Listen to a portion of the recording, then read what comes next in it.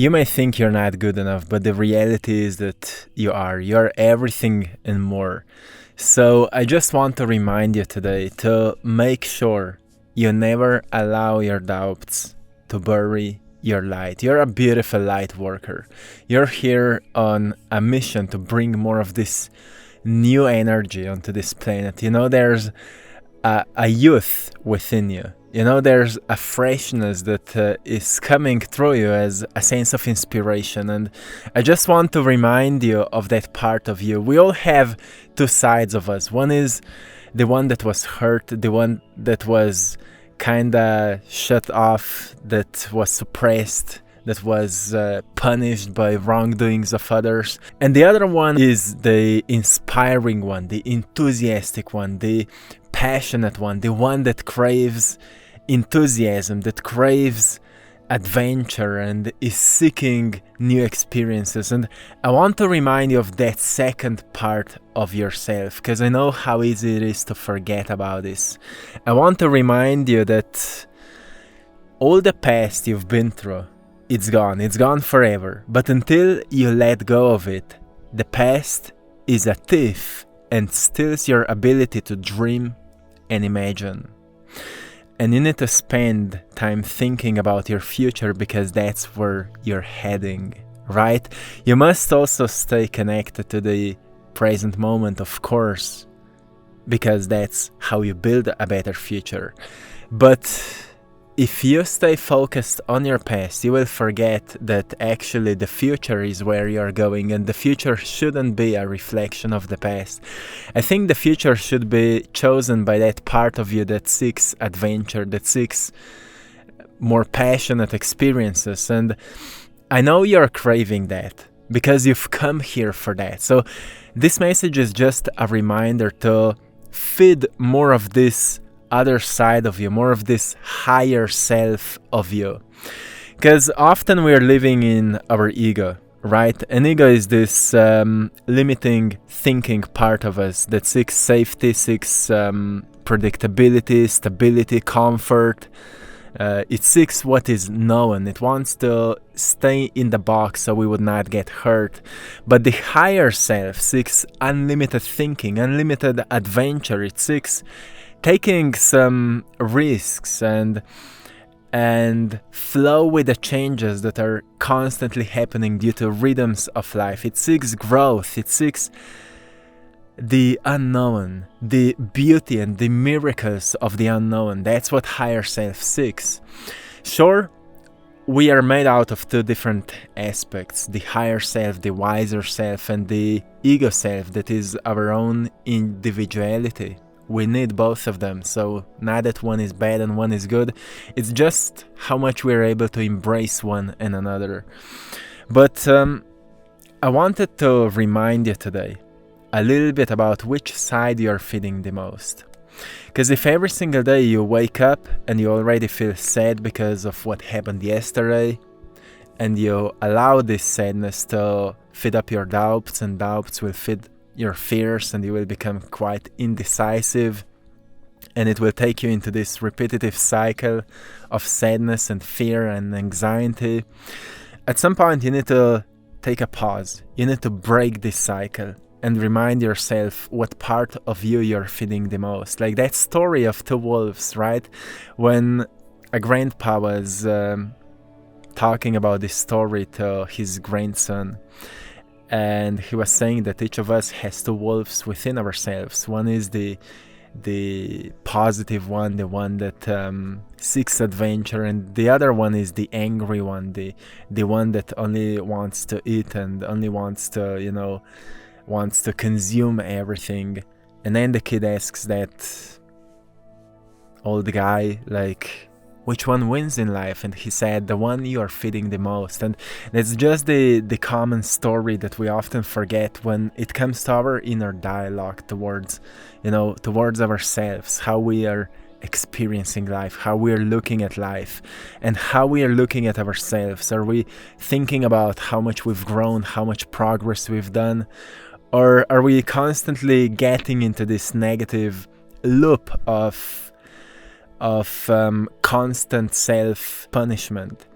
So stop taking more care of what's wrong with you and prioritize what's right, prioritize your good qualities, prioritize your passions, prioritize what you love to do. Because that will build up something out of your life. That will remind you that you've come here with a reason. You've come here with a mission. If we're taking too much care of what's wrong, we'll just become more obsessed with it. Once we start taking more care of what's right, of what's already good and can be even better, we'll become more obsessed with that. And I'm talking about the healthy obsession, when we become a bit obsessed with what we're passionate about and we really devote a lot of time to it. We become quite good at it. We become really enthusiastic about it. And the enthusiasm plugs us to the spirit realm, right? We recognize that the spirit doesn't know any fear of poverty. It doesn't know any fear of weak health. It doesn't know any fear of loss of loved ones. It doesn't know any fear of any kind of a loss. It doesn't know any fear of judgments and criticism from others because it understands that actually we come from abundant source and nothing can be separated, nothing can be destroyed. Matter and energy, the only two realities we experience, can't be destroyed. They're just changing forms. Spirit understands that. That's why spirituality matters so much in this time. So we can remind ourselves that as long as we're just materialistically oriented, we forget that everything emerges out of the spirit. And in other words, we are the spirit that has taken an expression of itself in a physical form with its own free will, so we can experiment and go and take ourselves onto an adventure. So I want to remind you to stop wasting your time, because if you really want to experience an adventure out of your life, you firstly need to start reflecting on what feels like an adventure. Because we all can get caught up in loops of life where everything becomes boring. And that's a reminder for all of us to notice, okay, we've lost the sense of adventure. So when it happens to me, I will take myself somewhere. I will go to travel. Most of the time I love to go to the seaside because I feel connected to the sea. I feel connected to water. If I'm close to a river or close to a sea, I will feel like it purifies me. So that's what I would do. And sometimes I just need to go to a certain, like a coffee shop, and I'm reading a book there, and I just feel like a fresh version of myself. It just refreshes me. So find the things that give you a sense of adventure, like taking yourself for a walk, go and travel, or go on a bike, go to swim, whatever helps you to experience a sense of adventure. It will help you to raise your energy so much. And you know what happens when we do that? We become really, really, really creative minded. So when I have big goals for myself, like to transform certain part of my life, I always do that because firstly I want to think outside of what's known for me. And then I want to also come to this awareness around what's my belief around the concept of time. What I believe around, what the beliefs I have around time. Because if we think that everything takes so much time, then everything will take so much time. If we think that we are living in no time and we can do anything and everything actually happens really, really fast because time works in our favor, then time will work in our favor. Note that time is actually a force that connects moments together, right? So they would not collapse into one single moment where everything would just be right here, right now, and nothing could be experienced. So time is what makes reality possible. But time is not defined by one speed. There are infinite different speeds of time, and most of those different speeds are experienced through mental beliefs around them. So, for example, when you believe that a certain transformation for you is possible in a really short amount of time, that will happen. But when you believe that getting that certain amount of money will take you 10 years, then it will take you 10 years. In the book of Napoleon Hill, Think and Grow Rich, he was explaining a method where you write down your dream, your precise goal, your burning desire, and then you set a time limitation. A time limitation is so important because you decide when you want it to happen, and then you train yourself to believe that it will happen at that time. Many people don't do it because they are afraid of not happening, and then they will feel disappointed. But then it's again a fear of not experiencing your dreams. But isn't a reality everything about practice? It's all about practice. It's all about experimenting. So experiment with destiny. And know that you're guided always in this process. So you can call up your guides if that's something you're doing. You can visualize your guides if that's something you're doing. You can visualize a figure that is like a mentor to you, like a Buddha or Jesus or someone who's like a mentor to you. You can call up those figures and visualize them, and you can ask them for guidance. That's what I'm constantly doing. When I'm dealing with something, I will call up someone who can be like my mentor in that situation. I've learned that again from Napoleon Hill, from Think and Grow Rich, when he had that mastermind group where he was visualizing different figures that were like his mentors. And then he was making meetings with us different people. That's the power of our minds. And if we explore more of this power, we'll stop being so defined by what we think that is real. Because more I'm experimenting, more I'm just recognizing how little I know and how much what I feel is actually real. Not what I feel emotionally, but what we feel intuitively. So I really follow my intuition now more than ever. And when it comes to intuition, it often triggers fear. It triggers fear because it encourages us to look for what's on the other side of it. If you want to change your job and your fear will say don't do it because you don't know if you can get a new job, your intuition will say just go and try. And if you do and try, you will recognize there's actually so many great jobs and so many people want to take you as their new worker or co-worker or a part of their team. You just, fear is the only force that is holding us back. And most of the fear is actually born in indecision, when we can't clearly decide what we want. So make sure that you live your life in clarity. In clarity, magic happens. But clarity can only take place when you're determined with what you want in life. What you want in life, you define for yourself what kind of life you want to experience. And then you determine yourself to live by those standards. You set standards for yourself. You will not go below that. That's what you do, right?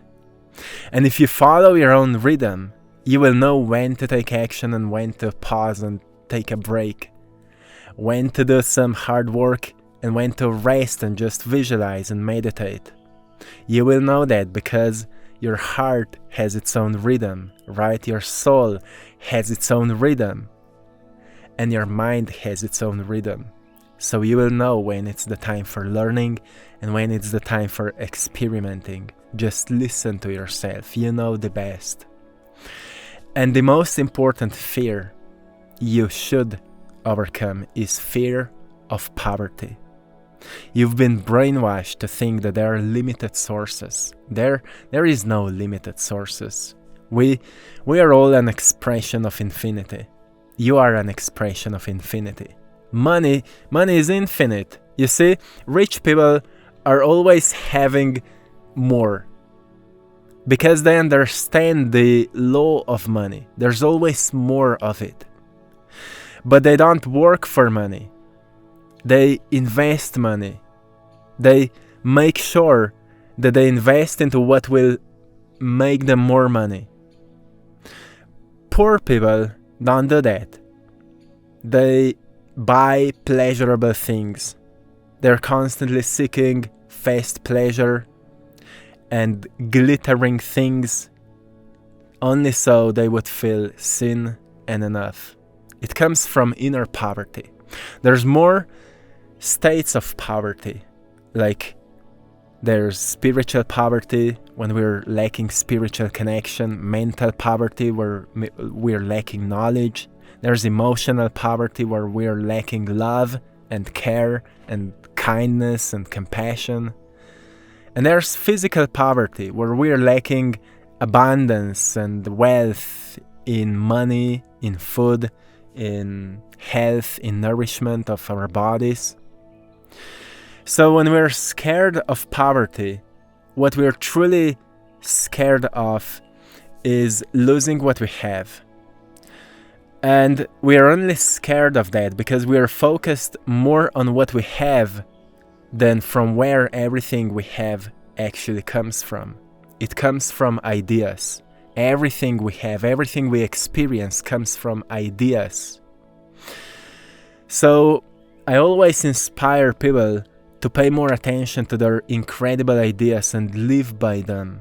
Don't be so attached to the material world, but rather live by your incredible ideas and initiate them, materialize them. That's why you're here. You're an alchemist here to materialize your ideas. And the only way to materialize your ideas is to learn to organize yourself to such a degree that you will not allow yourself to waste your precious time.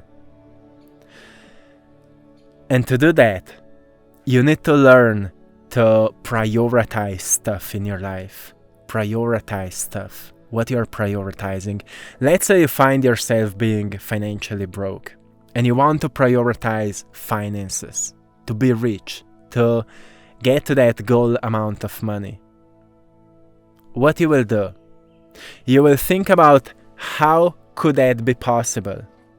And let's say you can't come up with an idea how to make it possible. What you do? You study, you research, and you say, well, I was researching for 2 months and nothing happened. Well, you've been in school for at least 8 years, if not 10, if not 12, because school is supposed to prepare you for life. And now in 2 months you think you will just figure things out. Give yourself time, my friend. Give yourself time and be patient with the process of life.